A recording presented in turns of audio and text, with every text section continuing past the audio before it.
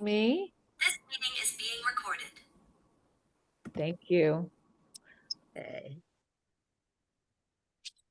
My colleague Tina is helping me this evening. So if you all need anything, please put it in the chat and she can help. Okay. So I'm going to just have you all mute at the moment. If you can mute yourselves, that would be great, just so there's no external noise on the recording.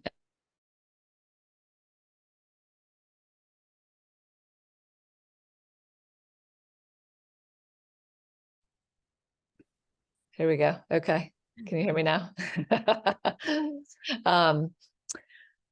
So if you have a question, please put it in the chat and I will get to it at the end. So thank you all for coming this evening to Change Your Brain, Change Your Life. My name is Whitney Nattiello. I'm a licensed acupuncturist and certified brain health coach from the past 7 years and have been an acupuncturist for the past 23 years. So I am excited that you have decided to take a step towards your brain health.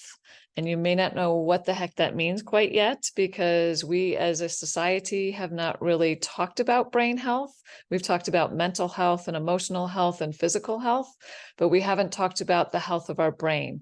And part of that is because we didn't know much about the brain.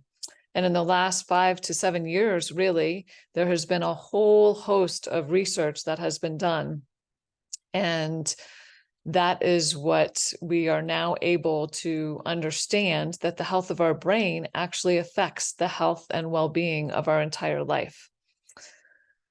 So anxiety, depression, stress, memory issues, all of those things are plaguing the human race right now, all across the globe. That was happening prior to COVID. COVID accentuated that, and so many people are struggling right now. And part of it is that our brains are not functioning. Social isolation actually shut down a lot of different brain functions, and being out in the world and being social is really important for the brain. So one of the things that I had in my invitation for you to join me this evening is I had sent you the brain health assessment from Dr. Daniel Amen's website.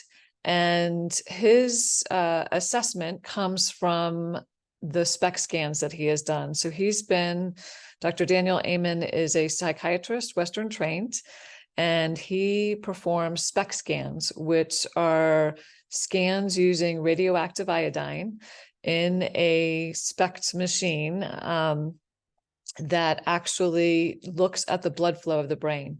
So we're going to be looking at different blood flow. We're going to be looking at all sorts of cool pictures of the brain, and you'll get an idea of little snippets of what your brain looks like.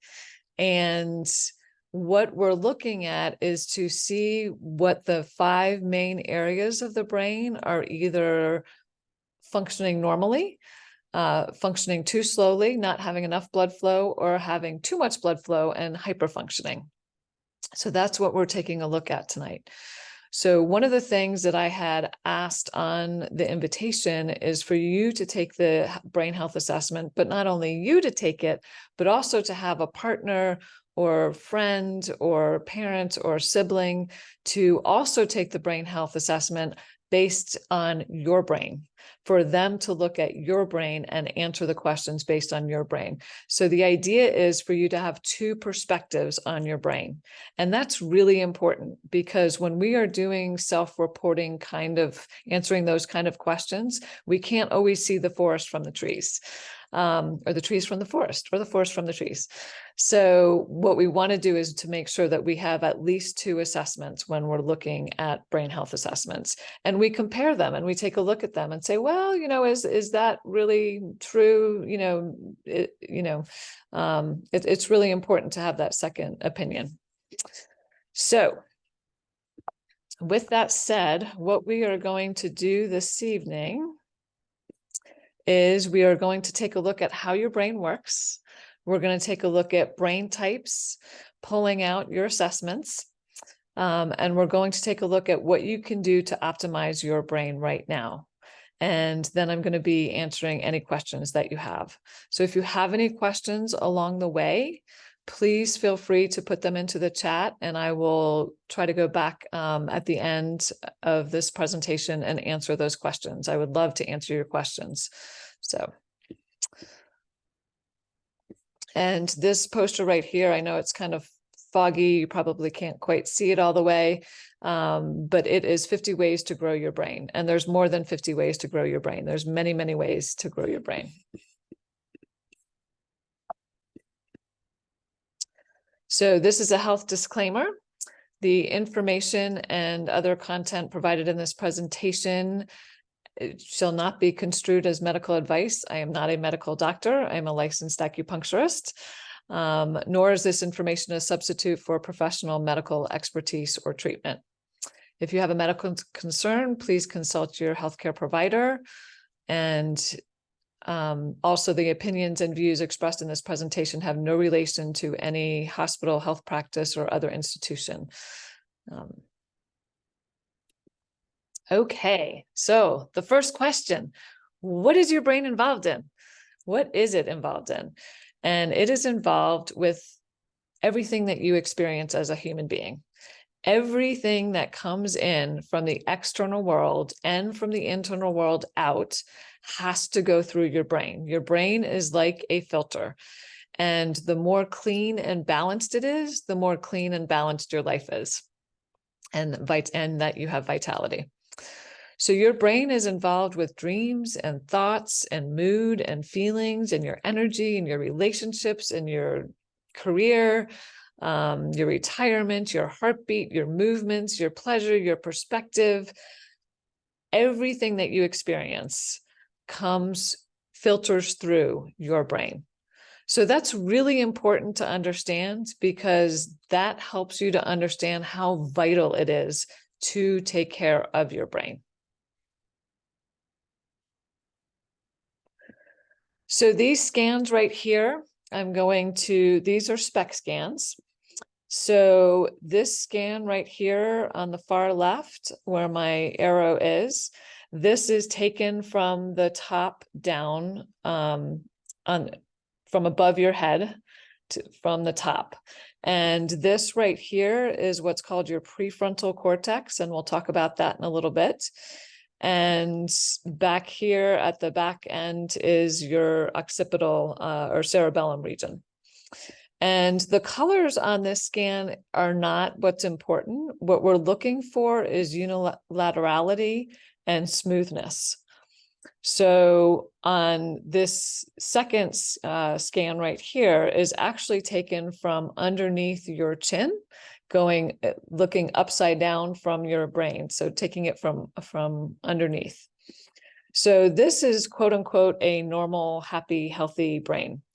And the brains that look like this, these people will be happier and healthier, more successful. They will age with cognitive clarity, and they are typically wealthier. So the brain scans to the right, they may look a little scary to you. This first one that is taken from the top down, these are not holes in somebody's brain. What this is blood flow that is not moving. So these areas do not have blood flow happening in their brain. So this can be from a variety of reasons. This can be from environment, this can be from alcohol or drugs or all sorts of things. It can be from Lyme disease, it can be from chronic fatigue, it can be from all sorts of things where the blood flow is not getting to all parts of the brain. If we don't have access to all parts of the brain does not function as well. You're missing parts that you need to be utilizing. So the second scan over here, there we go, let's move that over.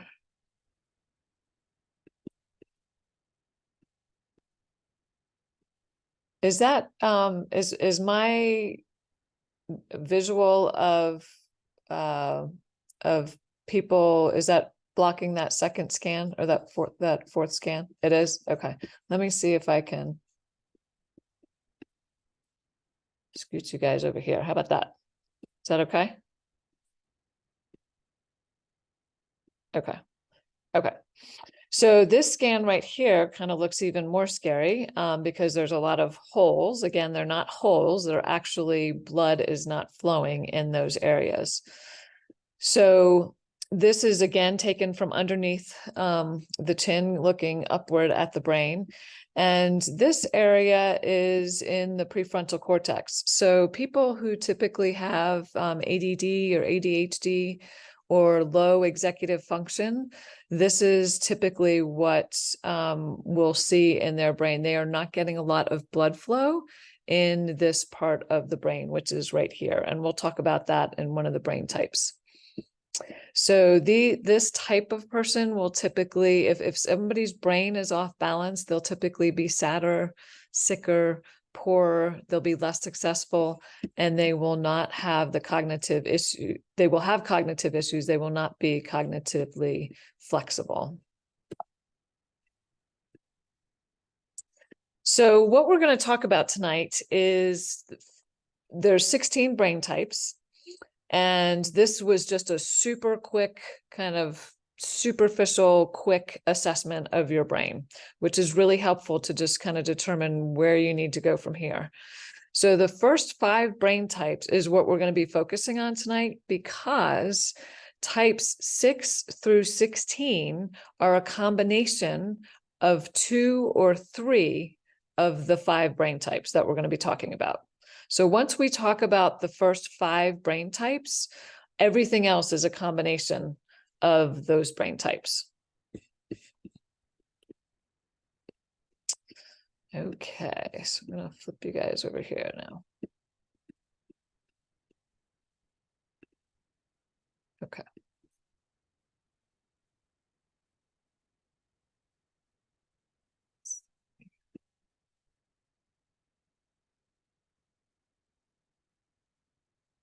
Okay, there we go.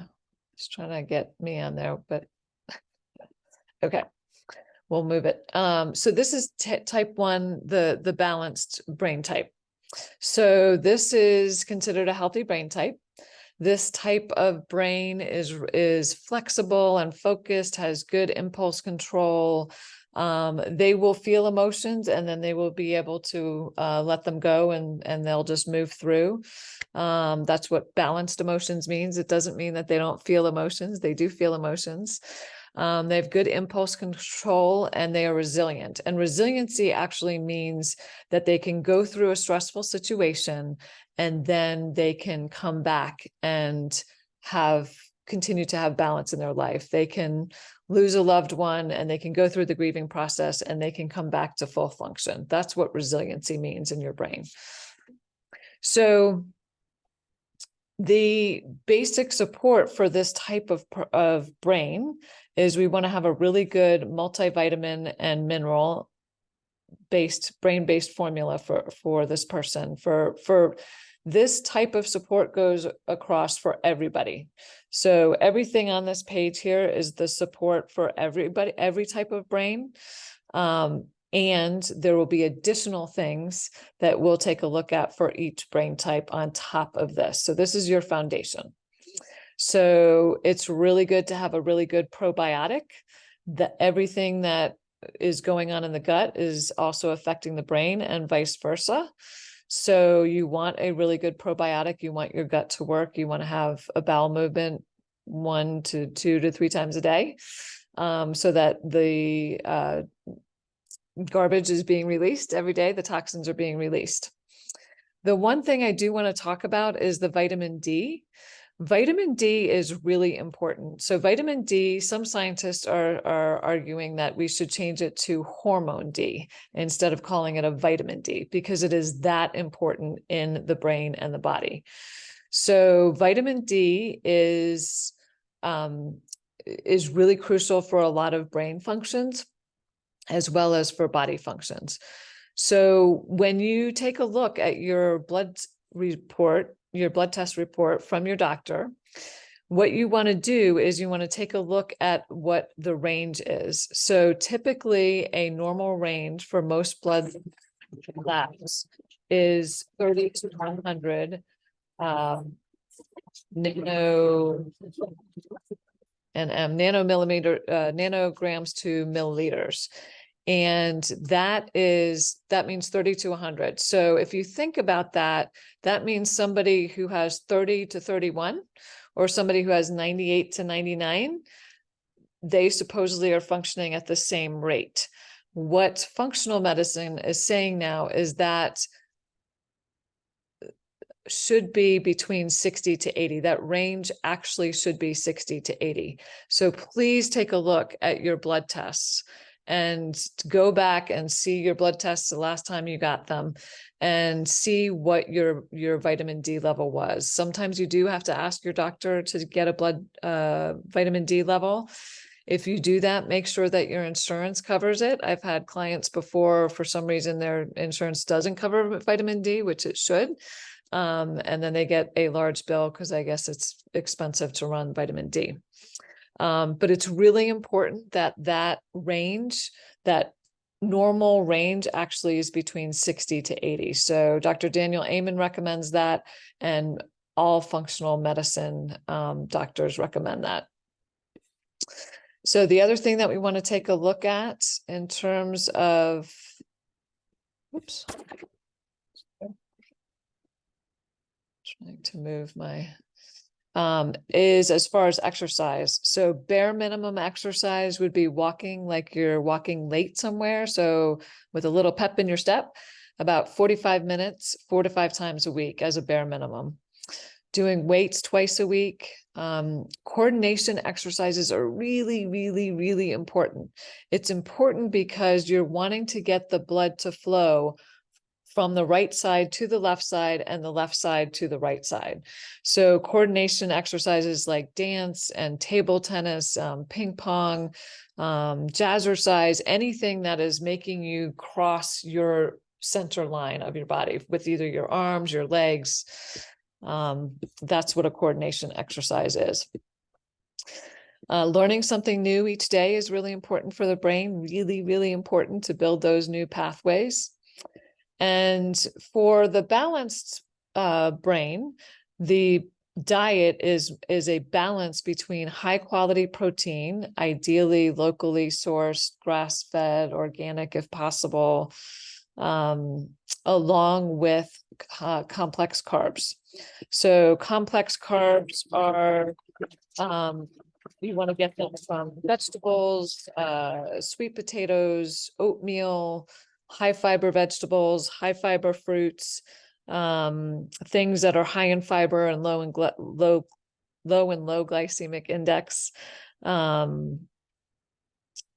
And those are your carbohydrates. So when we're talking about carbohydrates tonight, I'm not talking simple carbohydrates. I'm not talking about rice or potatoes or anything like that.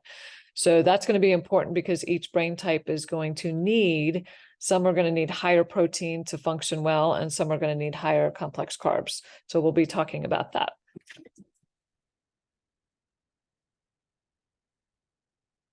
Okay. See if I can put you down there. Okay.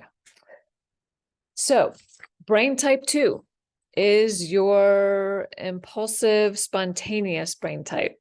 So when we're talking about this part of the brain, this is the executive function. So this right here is right behind your forehead. If you've ever had a concussion here or been in a car accident where this part of your brain was hit a cabinet really hard, fell on the ice, anything like that, you will experience an inability to think and plan and function, and doing some daily tasks are very difficult.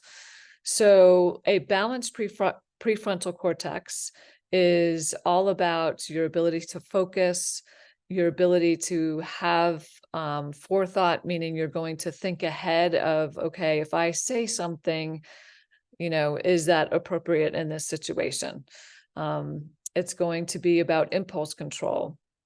So if you think about younger people, basically anyone under the age of 30, they are going to have a little bit of impulse control issues.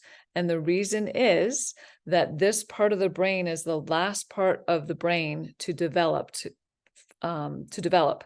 And so it doesn't fully develop until age 30. And if there's a learning issue or there's some neurodivergency, then it's actually 32. So it's really important to understand that when you're dealing with somebody under the age of 30 and they do something impulsively, this is not personal. It is how their brain is functioning. So don't take it personally.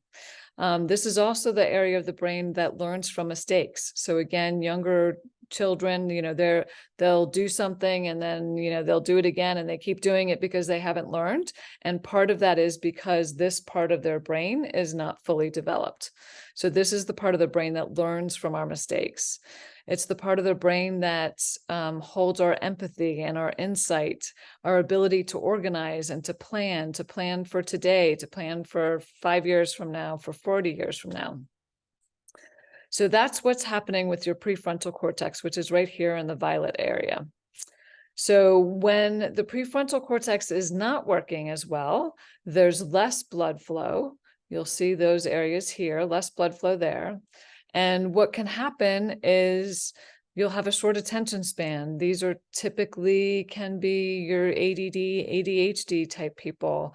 They'll have some impulsivity.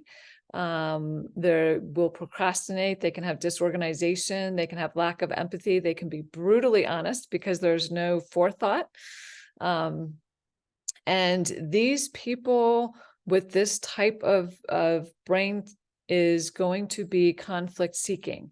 That means that they are going to typically do things like rock climbing and motorcycle and jumping out of airplanes, and they're going to be boxing. They're going to be doing things that are very risk-oriented type of things. And the reason that they are doing this, there is a very good reason that they are doing this. It is to bring blood flow to this part of the brain. When they are rock climbing, they're getting more blood flow. When they're on the motorcycle, they get more blood flow. So the more riskier, the more blood flow that gets there. So we want to be able to balance this in both younger children who are having a hard time, or young adults, or adults who are over 30 and their prefrontal cortex is completely developed and they're still having some of these symptoms and issues. So these are also people that are going to seek drama in their life. So they are going to start arguments. They are going to start drama in the workplace. They're going to, you know, the type of people that I'm talking about. And again, it is not personal. They are trying to get blood flow to their brain so that they can have their executive function and do all of these things. That's why they're doing it. That is the whole purpose why they're doing it. So type 3. Oh, I'm sorry, let me go back for a second. So with brain type 2, it is really important for these people to eat a majority of protein and have very little carbohydrates. Very little carbohydrates for these people. The reason is the more carbohydrates you give these people, the more imbalance in their prefrontal cortex they will have. That means the more carbs that they eat, the more short attention span, impulsivity, procrastination, all of these things will light up even more, will be even more apparent if they are having a lot of carbs, whether they're complex carbs or simple carbs. So the really amazing thing about these people is that they are your fabulous creative types. They see things in a totally different way. Because they don't have that prefrontal cortex this is your break that happens in the brain. This tells you to slow down. This tells you to think about things, and they don't have that. So they're the master artists and the creatives in the world. They make the world fun and exciting. And as long as they are feeling fun and excited and they are having a good life, then even though this is their brain type, they don't have to do anything. If they are struggling, say, for example, in relationships, they can't keep relationships, or they can't keep a job, or things like that, then that's when we need to work on balance, balancing this brain type. Okay, type 3 is the overfocused. And this is the part of the brain, this is down the center of your brain, down underneath your skull. And it goes along the center line. So you can see the cingulate gyrus here. So it's the center of your brain. So this scan's a little bit different that we're looking at. This scan is again from, well, this scan right here is from underneath and the brain, the chin. And what you want to see here is mostly blue, except for this area. So this area is the back of the brain, and this is the cerebellum. And 80% of our brain cells are here in the cerebellum. So if there's ever been any injury to this part of the brain, that will affect a lot of different functions in that person's life. So this part of the brain is like your CPU unit in your computer. It is everything that goes through your brain is also going through the cerebellum. And they're finding more and more out about this part of the brain because it's so complex. So that's about the cerebellum. So we're going to go back to the cingulate gyrus. So this person who is overfocused, who's a type 3 brain type, has a cingulate gyrus that is stuck. And so when the cingulate gyrus is working well, then we have the ability to have cognitive flexibility. We're able to learn something, we can retain it. Somebody tells us, no, that's wrong, or there's research done, and we adjust that, and we're able to continue on. This is the ability to shift gears. So you can shift your attention. You can, if I'm talking and somebody walks into the room, I can shift my attention to them. I can take care of them, and I can come back and I know exactly where I am, and I'm going to keep going. This also, it's the ability to flow from idea to idea. Like when you're having a conversation and somebody says this, and then you're responding to that. It's a very easy flow. They are able to see options when this part of the brain is working well. They can go with the flow. They're really relaxed and laid back. It's our cooperation. So we are able to get along with others. And it is our error detection. And so this is part of our brain that is constantly on the lookout to make sure that we're safe and that there's nothing wrong in our environment. Wrong meaning that we would be in danger. So when it's not working well, when it's stuck, then it can be stuck on anything. It can be stuck on an idea, on a person, on a situation, on a job. It could be stuck on anxiety. It can be stuck on depression. It can worry and hold grudges, and it obsesses and compulsive. It's a compulsive type of personality. This is typically most of the time that I have worked with in the addiction world. I see the cingulate gyrus is stuck, and so it's with people who have addiction issues. If it's really off, if it's off balance, it is, this person can be oppositional and argue a lot. So this is like your automatic no person. If you've ever met anybody that said, hey, the sky is blue today, it's beautiful, and they say, no, it's not, it's black and it's dreary and it's raining and it's terrible, and you know that it's blue, they will automatically say no to pretty much everything that you say. And they will see actually too many errors. So they will not only see the things that are wrong in the environment that will affect their survival, but they will see that the tea cup is in the wrong place. They will see that the book on the shelf needs adjusting. They will see that the chair is not pushed in. They will see at the dining room table, they will see way too many errors. So this type of brain is really needing high complex carbs. This type of brain needs complex carbs.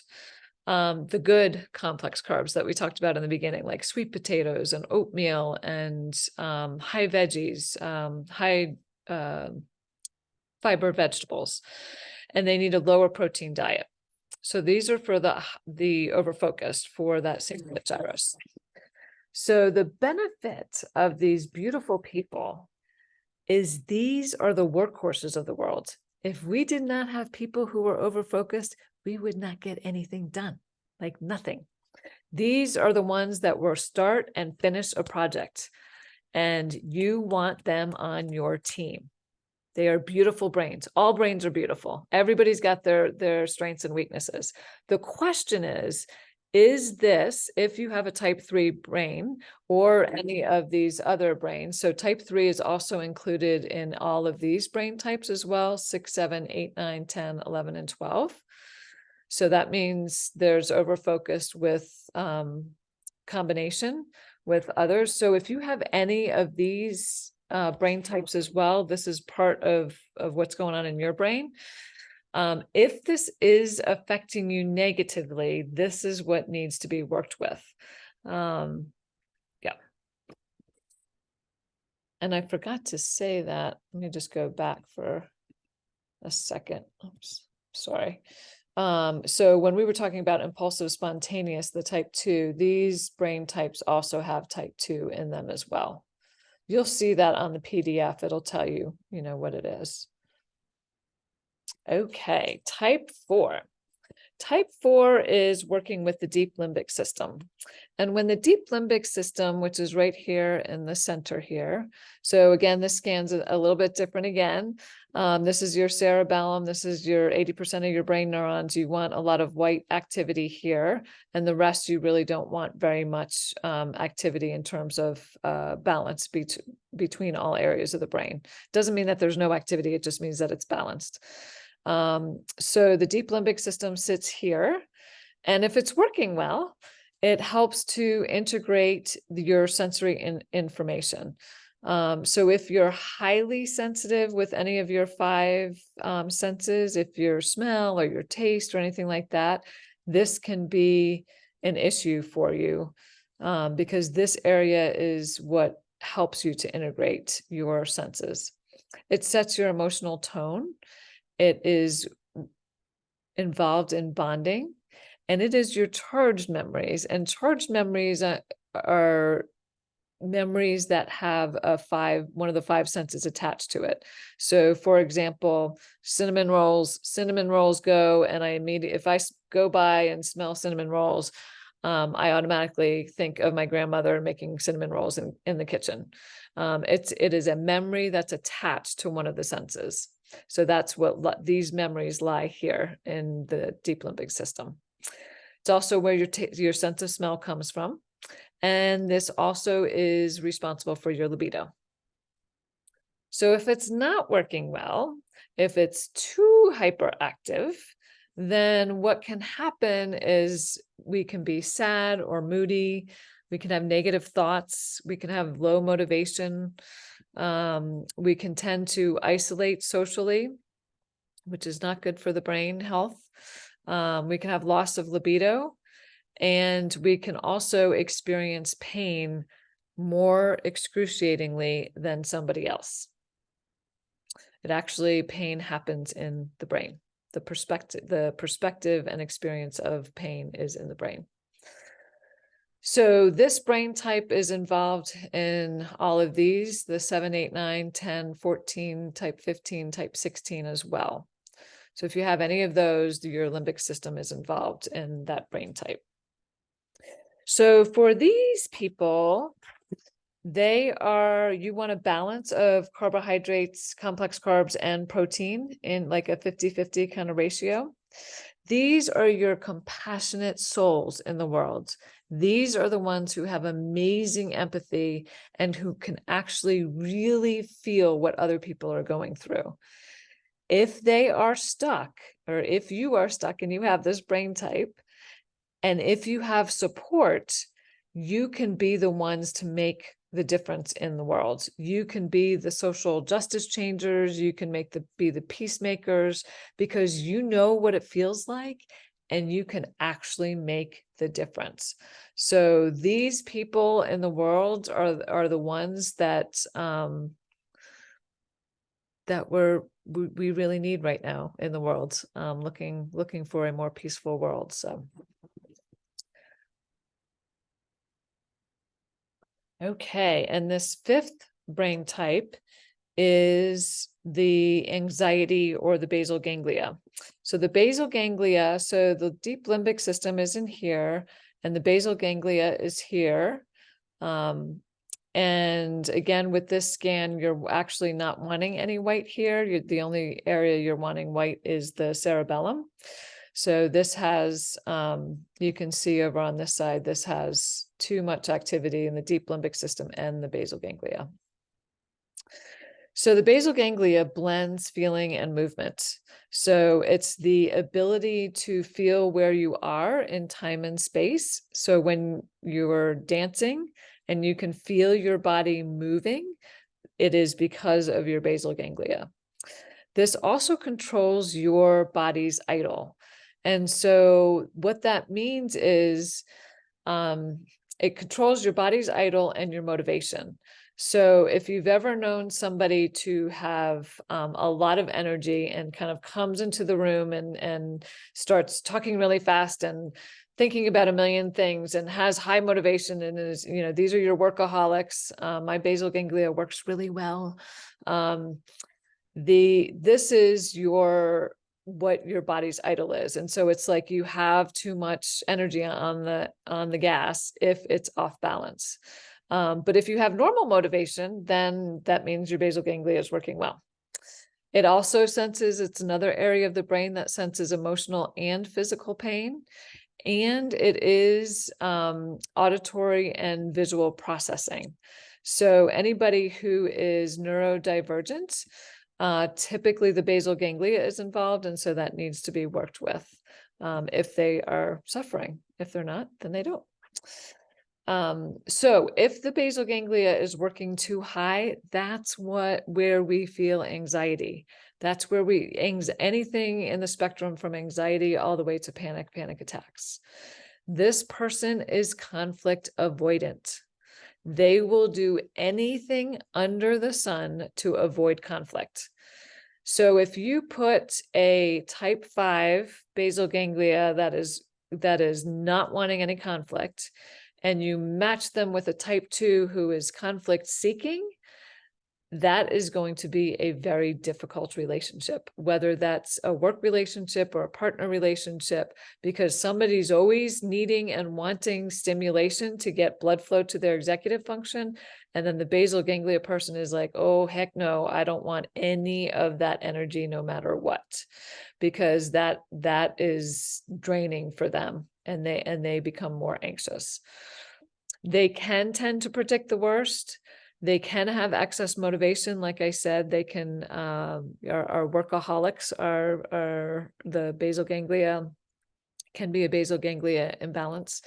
And again, like I said, the pain is experienced in this part of the brain as well. So these types of folks tend to be prepared and cautious and motivated and reserved. Their mind is going 1,000 miles an hour. They can have difficulty relaxing. These also are the doers in the world. They are the ones you want on your projects. They will get it done. They will think of all the possible scenarios that can go wrong, and they'll have a contingency plan. We need these people in the world. That is their strength. And as far as food goes, balanced carbohydrates and balanced protein for them.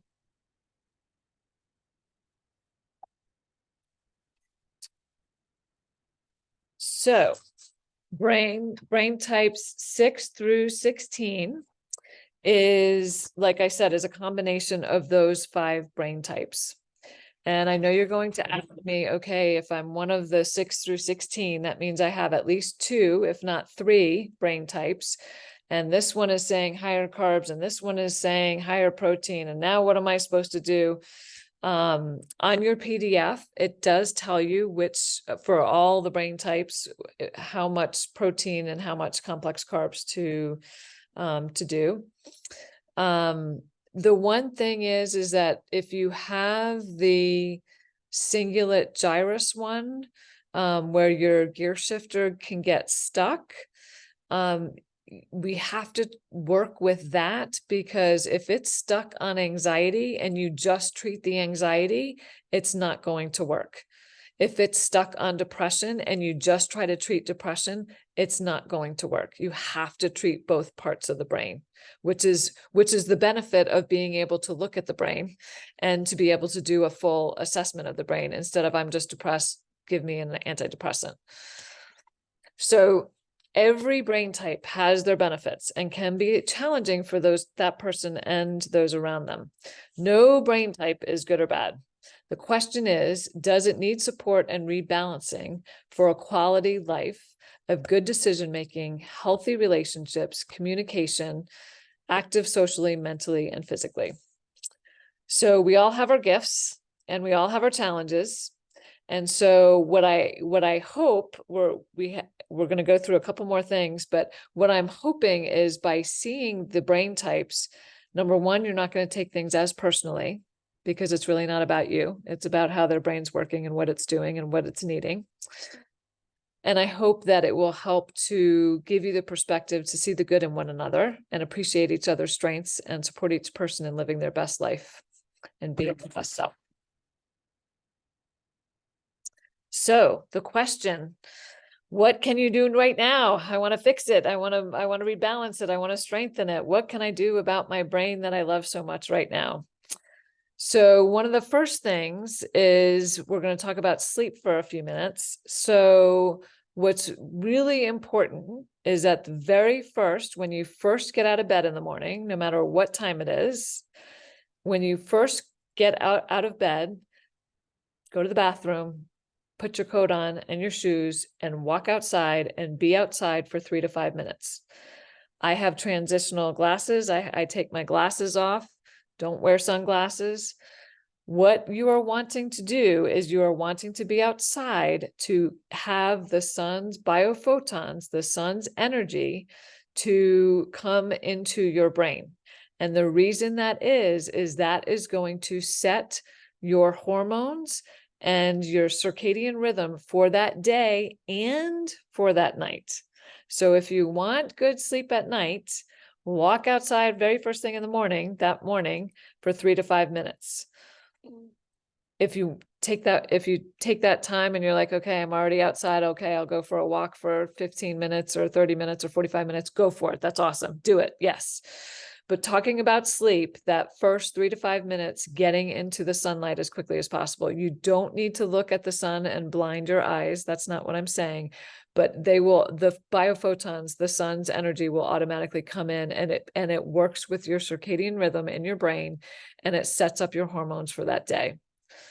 It is really, really important to the brain to get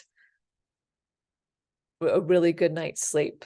So cold, dark room, going to bed at the same time every night, waking up about the same time in the morning, about an hour, difference, go to bed between 10 and 11 and get up at, 6 or 7. Adults need a good 7 to 8 hours in order to finish the washing and rinsing cycle of the brain. So, and that typically means that adults need to be in the bed for about 9 hours in order to be asleep for 7 to 8 hours. So sleep is really important to the brain. That's when we lay down memories. That's everything that we've learned that day actually gets then put into the filing system. Up until then, it's just on top of the desk and it's a mess. And the brain reorganizes it and puts it in place so that you can retrieve it later. So sleep is really important. And if you don't have good sleep, then I would recommend seeing an acupuncturist, a naturopath, somebody to assist you in getting to sleep naturally as best as we can. Okay. The other thing you can do is cross-lateral exercises, like we talked in the beginning. It's super important for that cerebellum, the part of the brain that had a lot of activity on the bottom there, on all of those scans. Those cross-lateral exercises, doing cross jacks, dancing, ping pong. Dr. Daniel Amen will say that ping pong is the absolute best sport that you can play. You're not going to worry about your head. You're going to get cross-lateral. If you play a lot, you can get some cardio in there as well. You're going to be working on fine motor skills as well. You're going to be working on spin and everything else. So it's a really wonderful thing to do. Zumba, jazzercise, anything like that. So another thing that I wanted to talk about is bilateral tapping. So bilateral tapping has come from the work that was done for EMDR, and EMDR is for people, it's a therapy that is used for people who have post-traumatic stress, and it helps to move the charged memory from the right feeling brain over to the left logical brain. So you're still going to have the memory, but it's not going to be as charged, because every time we have a memory that is charged, those same chemicals, those work and blood pressure and everything else in the body actually happens all over again. So the brain never knows the difference between having a memory and actually being in the middle of that activity in the moment. So it's really important that if anybody here has post-traumatic stress, is to work with a therapist, a counselor, who is trained in EMDR. And it's a type of bilateral tapping. And the reason, so bilateral tapping, so one way that you can do it is you can actually do like a butterfly hug, where you're tapping on your arms, or you can tap on your legs. If you do it on your legs, you don't have to cross. It's just, you can't, it's kind of hard to do that. I guess you could do that. So the reason that you're alternating left, right, left, right, left, right, or right, left, it doesn't matter. And you want to do the bilateral tapping while you're thinking about a stressful situation. You're perseverating on a conversation that is somebody's frustrating you, or situation's frustrating you, or you're stressed about something, or you're worried about something. Doing the bilateral tapping while you're thinking about that is going to calm your nervous system down, because what's happening is when you are tapping, the blood flow is going to go to the right and to the left and to the right and to the left, and it's going to start crossing over more and more and more and more. And just like a cross-lateral exercise, it's going to keep crossing over, and you're going to have more access to more parts of your brain to be able to find a solution. So the bilateral tapping is really one of the most amazing, easiest things. I do it in the grocery line sometimes. If I'm sitting in traffic and I'm getting frustrated, I will do it. If I'm talking to somebody and I'm in a stressful situation, I will do it underneath the table. If I can't get my hands there, I will alternate my feet. But what it's doing is it's taking you out of survival so that you can have access to your executive function, to your prefrontal cortex, so you can figure out a solution. So it's one of the best, quickest, easiest stress management tools that I can think of. I highly recommend, when you are sitting with a situation, to put your timer on for about 3 to 5 minutes to make sure that you're doing it long enough. I've had people do this for about 10 seconds and go, I don't feel anything. You're not going to feel anything. You got to give the blood flow a chance to get to the right and to the left part of the brain. So I would do it for at least 3 to 5 minutes. If you're in a stressful situation, it helps to downgrade things. So it actually helps to build your immune system. So if you are suffering from any of these things on the screen, anxiety, depression, memory issues, brain fog, fatigue, PTSD, digestive issues, inability to focus, insomnia, any of these things, then I can help you. So there's two ways that I work with people. One is through a individual brain health optimization program. It is virtual. And Tina, if you can pop that in the chat. She's going to pop in the link for this program. It's also on my website. So this is a in-depth 60-minute brain health assessment. So the assessment that we did is not an in-depth one. That's a very quick brain health assessment. So this one is about 30 pages in length. It's more in depth, and we're going to get your brain and the person's close to you to fill out the paperwork, and we're going to get a really good idea about what's happening in all areas of your brain.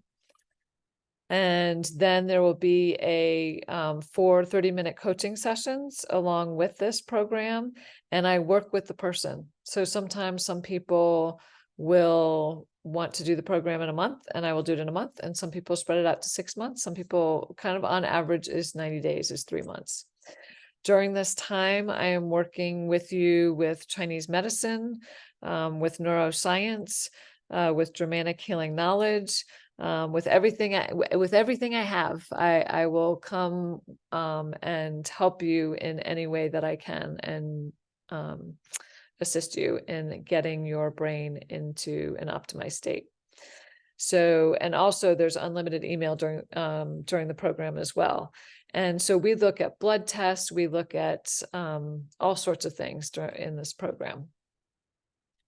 So another way to work with me is my Brain On winter class, and that's coming up. That's starting on January 6th. It's on Saturday. It's 6 Saturdays in a row for an hour and a half for 90 minutes. And we will be starting with this brain health assessment that you just took. That will be the starting point, but you'll be working with me individually. So if there's any supplements or anything that you need before the class starts, we will get you started on that before the class starts.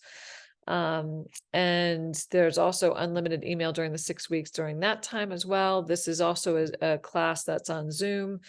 And this program is $597. There is a $60 discount for attending this class, and you use the promo code ChangeBrain. That promo code is not written anywhere on my website or anything else. So if you want to take advantage of that, just write that down, ChangeBrain. And if you forget and you want to go ahead and you're looking at it tonight or tomorrow or something like that, and you forget, go ahead and email or text me, and I will give you the promo code. So with that, I would love to take any questions that anybody has. And you just have to unmute yourself, and then I can hear you. Okay, so the first link that Tina put up there is the link for the individual. If you want to do a deep dive into your brain and you're concerned about it and you want to work with me one-on-one. And the second link on the chat is for the group class that's starting on Saturday, January 6th. And again, both of those are on my website, which is at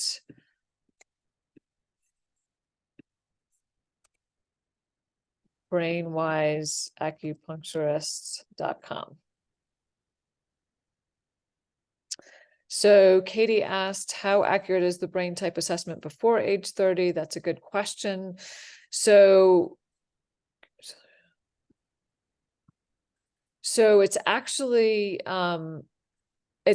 just as accurate before and after age 30, because before age 30, it will tell you how developed that part of the brain, that part of their brain is. So, some 10 and 15-year-olds are further along in development than other 10 and 15-year-olds. So it actually helps you to determine what you need to work on.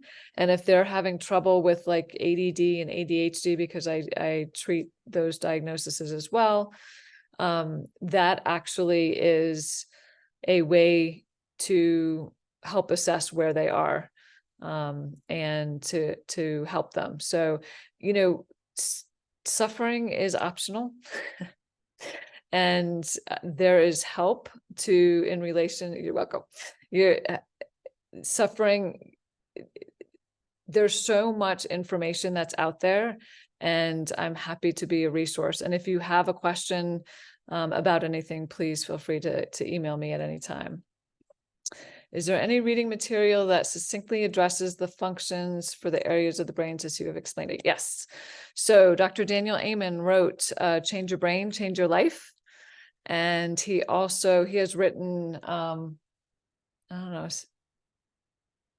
20, 30, 40 books. I don't even know where he's at right now. And oh, thank you. Tina is holding up the book called Change Your Brain, Change Your Life. Thanks, Tina. And that is where the areas of the brain that he talks about, and he'll go into depth about exercises and foods and supplements. So on your PDF that you got from your brain health assessment, I think everybody who took it, you usually get like a 7-page document. It'll tell you some supplements to take for your brain type. And it gets a little confusing. It can be a little overwhelming because he'll list like 8 things. And that doesn't mean like start all 8 things all at once. You kind of have to take a look and see. And that's the benefit of coming into a class or working with me, is we'd be able to figure out exactly what you need to start and when. So that information is just kind of a starting point, but I know it can be overwhelming. And if your brain isn't working well, then it's even harder. It's even more overwhelming to do anything. So, yeah. So Heidi, did I answer that question? The PDF is from the brain health assessment. Okay. Okay.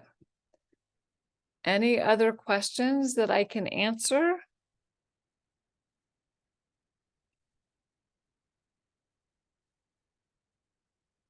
So for anybody who is, so in terms of memory, there's short-term memory issues, there's long-term memory issues, and then there's the worry about dementia and Alzheimer's as we age. So one thing that I just want to say, and I was talking to Dean about this the other day, is that they have shown that with dementia, just because a parent or grandparent or sibling or somebody in your family has had dementia or Alzheimer's, that does not mean that you will also have that experience as well. What that means is it's even more important for you to take care of your brain, right? So it's even more important for you to do the things that you need to do. So healthy eating, exercise, learning new things. One of the greatest things you can do for your brain is to do things that are hard, because that is making the brain work. If you already know how to do the New York Times crossword puzzle, stop doing it. Do a word search, do something else. Don't keep doing the same thing over and over again. If you know how to waltz, learn how to line dance. If you know how to do jazzercise, learn how to do aerobics. Like you want to challenge your brain, because the pathways are already there for the things that you know how to do well. So you don't need to build that. What you're looking to do is to build new neurons and to learn new things. So if you brush your teeth really well with your right hand, start brushing it with your left hand.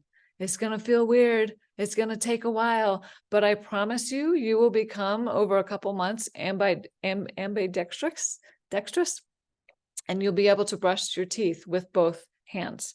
And that means that you have just built new neuron pathways, and you are wanting to do that as much as possible.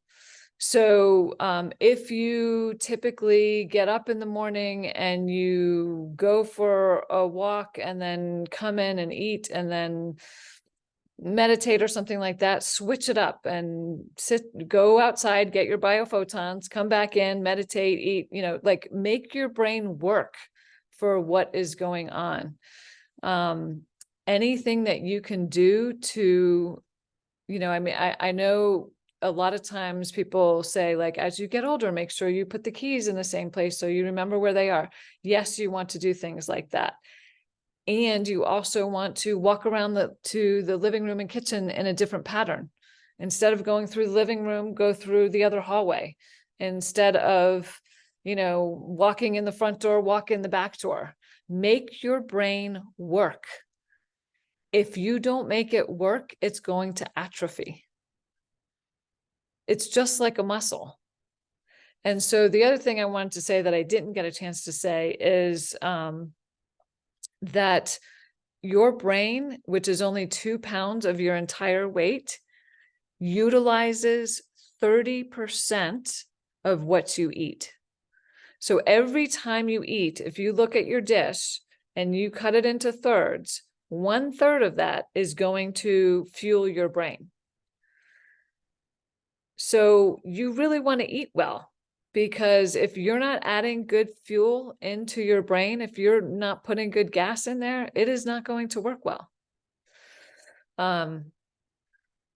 Okay, so how much, Kathy Phillips is asking, how much of brain fog and memory losses are attributable to aging? Can they be reversed? Yes, they can be reversed. Brain fog and memory losses are actually not a normal part of aging. There's aging in a normal way, in a healthy way. Those 90-year-olds that don't have any issues and are fully cognitive and fully able to move around and are still working. They've aged just as well as the other 90-year-old who is having difficulty with memories. If you are having brain fog and memory issues, that means something is going on, something is out of balance, and you want to tend to it as quickly as possible. Your brain, everything comes through it, and that's part of your personality. It's part of your mood, your behavior, your ability to learn, your ability to have a relationship. Your brain is so incredibly vital to everything that you do. And that's one of the things that Dr. Amen is so good at, is his biggest thing, and I am right there with him, is the message is love your brain. We have not known how to take care of our brain until now, and we have so much more to learn, but there is so much that we can do. If you're concerned about memory issues in regards to aging, there's one of Dr. Amen's books is Memory Rescue. I happen to have it here. Here's Memory Rescue. And another really good one, if you have teenagers, The Teenage Brain. That's a great one. That's really good for the teenagers and for the parents to read, but mostly the parents will typically read it. For teenagers, there is a program called Brain Thrive by 25 that is on on Amen. It's Amen, AMEN University.com. And that is, it's a class for kids about 13 to 25, really 13 to 30. Anybody whose brain is not fully developed, that's a really great program for them.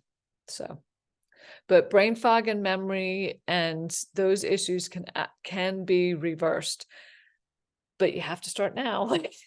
You can't, if you wait longer, it's just going to be harder to reverse it. What time on Saturdays will the online class meet? Good question, Susan. Thank you. Classes on Saturdays for the group class is 10:30 to noon, 10:30 to 12 Eastern time. And Sarah is asking, if food is 1/3 of our brain health, what is the other 2/3? So the other 2/3 actually goes to the body. So we want the whole thing to be healthy. But what I want you to think about is, what am I putting into my brain? Because we haven't thought about that as a culture. And so what are you putting into your brain? What's on your plate? Is it all the colors of the rainbow? Is it all 5 tastes? In Chinese medicine, we want all 5 tastes in a dish. So yeah. Any other questions?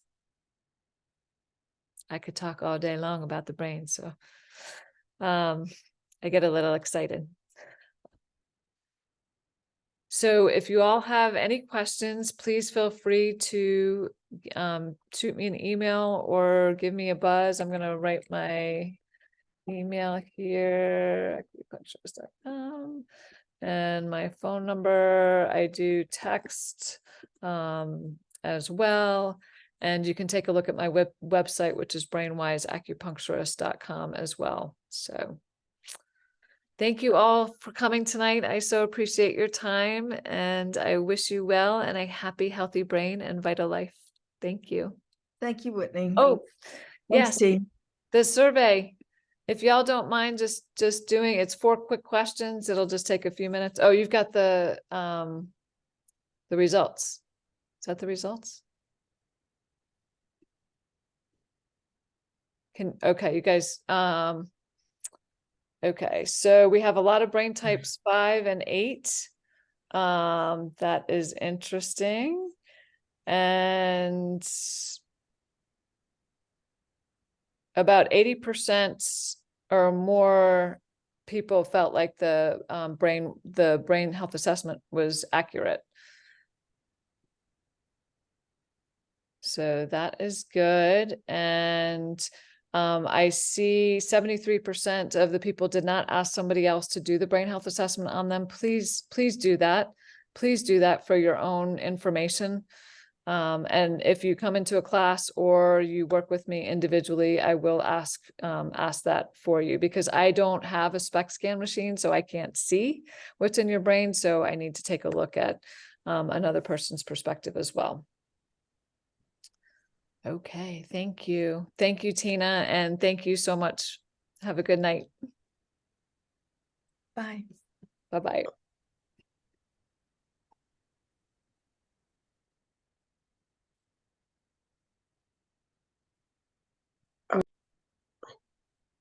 Oop.